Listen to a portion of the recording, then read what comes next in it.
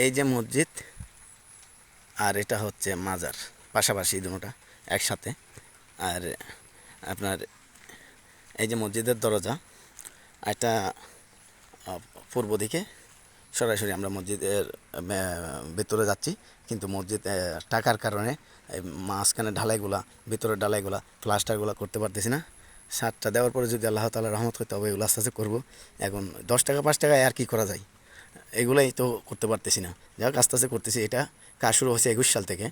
আহ, আহ, আমরা উদ্যোগ নিলাম রাঙামাটির কমিটির লোক যারা আছিলাম, যে আমরা তো আসলেই মানে আল্লাহর অলির রওজা, আল্লাহর ঘরের ইবাদত করি। ওই আল্লাহর ঘরে এই যে এই যে মসজিদের ইয়াটা, যে ইমাম সাহেব নামাজ পড়ায়, এই পাশে হচ্ছে এটা দেওয়াল, আর এটা হচ্ছে পুরোপুরি মসজিদের এই এরিয়াটা। এটা হচ্ছে আপনার 15 বাই 15 ফিট এই মসজিদটা, ছোটো মসজিদ।